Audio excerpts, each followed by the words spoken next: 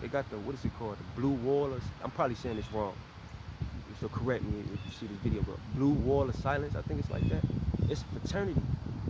They ain't gonna turn on each other. Ain't no police gonna come up and say, oh yeah, he was wrong and then he did an injustice. It's just another nigga to them. All right. And just like I brought up the Ku Klux Klan, that goes back to the hunting of the Israelites. It ain't like this watered down Ku Klux Klan now where you see the old fat ass Edomite man and he talking shit, you know what I'm saying, and they marching and shit. No, they used to gang up and go ride on niggas. If you, this is why it's so important to know your history. They used to, it's like a lynch mob. It's a mob. So what they would do, and the movie Django showed a clip of this, like a clip or a glimpse of this, even though it was more satirical than actually, I'm talking about that scene, like more of satire than anything. But that's how they used to be. They gang up, had their hoods on, and we about to go kill us a nigga. You know? Whether the Israelite had did anything or not, like the Emmett Till story, you know? Now later we found out that the bitch was lying, all right? But they didn't have to have no excuse to do that. You know, that shit happened off GP. Esau drink a little whiskey, get a little drunk. And what they say is gonna kill us some damn Israelites, man. Let's go just find the nigga. All right, that's why they used to have this thing called quote unquote sundown town, where if you was a Jake, you was a so-called Negro, you know, whatever. They caught you when the sun was down in their city, you dead. They gonna kill you. It's like that. They just gonna put you to death because Esau's favorite pastime in America, like they say, America's pastime is baseball. America's pastime is killing Israelites, man. Nothing makes, I think, a white man get a hard on when he get a chance to kill a Jake, man.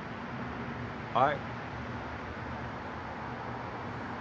So Esau is the hunter of what? The Israelites. Now, I'm gonna hop to 27.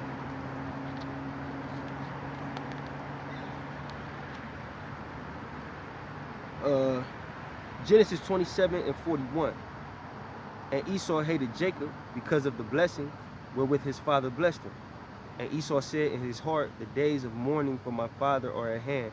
Then I will slay my brother Jacob.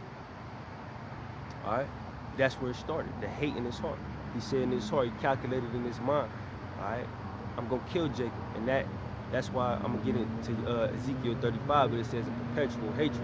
Perpetual being synonymous with never ending or infinite. It's a hatred that they can't shake for us. And in an Israelite that's in his right mind, you should have that same hatred for them. But you know how Jake is. They want to love everybody and shit. And, excuse me, you know, excuse my language. They want to love everybody. All right, but that perpetual hatred that the so-called white man has for you Negroes, you Latinos, you Native, Seminole Indians, it's not gonna go away. He's not gonna change, man. And it seems as though that's what Jake is waiting for. Esau to change. Man, the white man gonna change one day. He gonna, you know, as I heard a nigga say, well, as the older generation of Edomites die off and America goes on and on, racism is gonna die. And no, it's not a generational thing, it's a spiritual thing. That hate that they have in their heart for you is prophecy. You can't shake it. You can't. Esau ain't gonna change. Even if Esau wanted to change, he couldn't stop hating the Israelites. Genesis, like I just read, 27 and 41. I'ma slay my brother Jacob.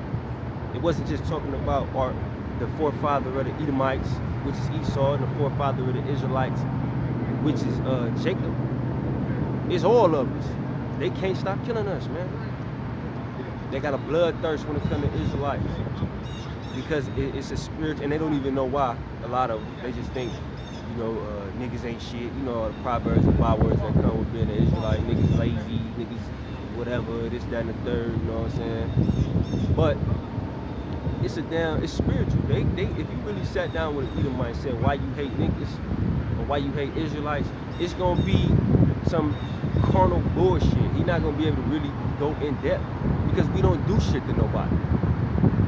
Jake ride on each other. We don't do shit to them, so it's not like they can really explain this shit to you because they are, like the scripture going to, the natural man and the spiritual man. They natural men, they brute beasts. They don't know why. If a damn lion could talk, he can't tell you why he just dart at a gazelle. It's instinct, and that's their instinct because of it's spiritual jealousy, man. All right, he was jealous of the blessing, which for you goofy, cause I heard this too.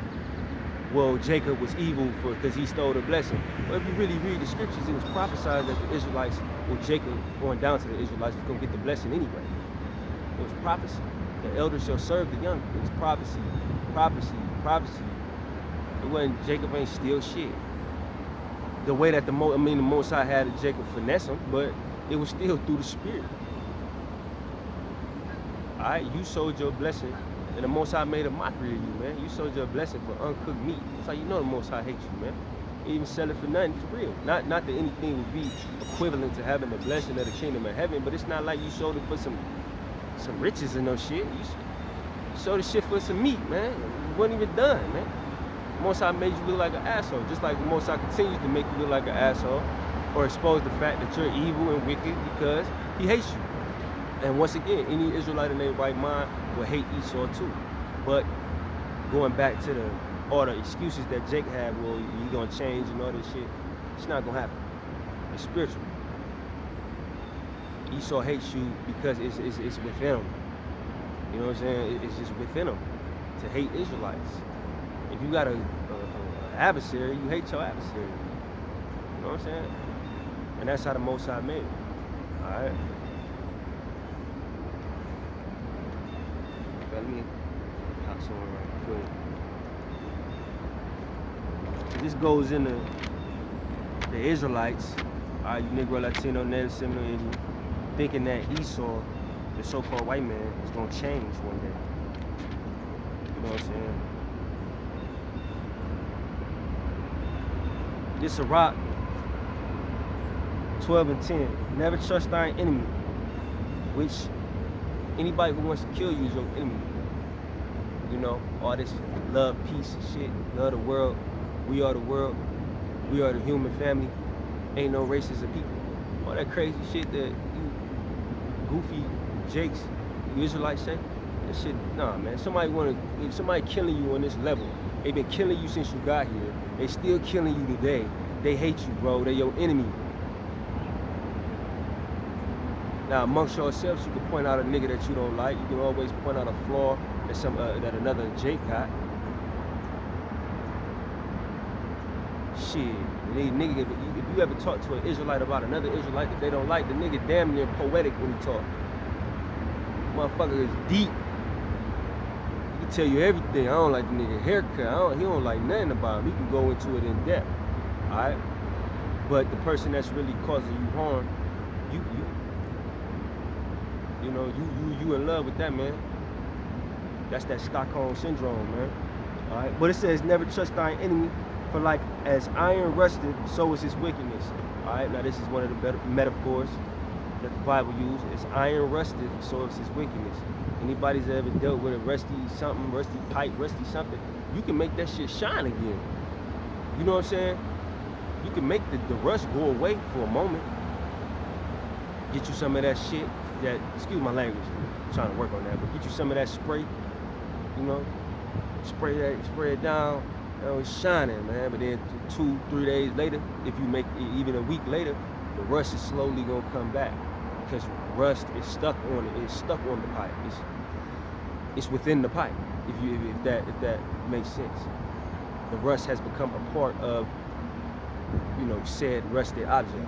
Just like wickedness is just a part of Esau. So just like the same way that rust come back, his wickedness is always gonna come to the surface.